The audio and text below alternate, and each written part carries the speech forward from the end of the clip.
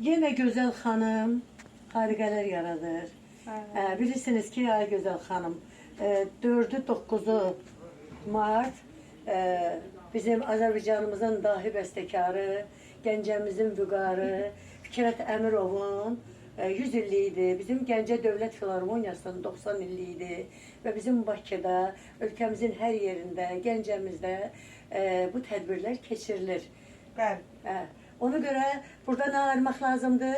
Burada Güzel Hanım, Şahnaz Hanım'ı güzel layçalar tikdirməlidir, tikməlidir, güzel yaraşdırmalıdır. Benim dahi stilistim.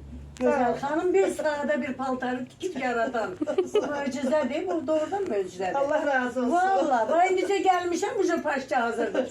15 dəqiqədə verəcək falan. Bunun da bitti.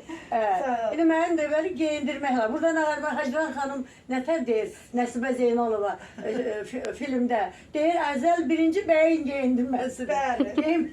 İndi ona görə birinci sənətkarı geyindirmək lazımdır. Çok sağ ol. Bunu da kim eləyir? Gözəl xanım. Kıymetlendirdiğiniz için çok sağ olun Şahnaz Hanım. Gözəl Allah razı olsun. Kürün boynunda.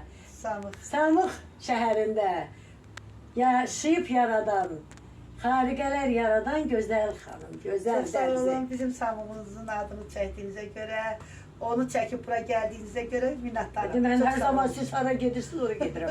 Siz bilmirsiniz. Bəli, bəli, sağ olun. Benim stilistim siz. Çok sağ olun. Teşekkür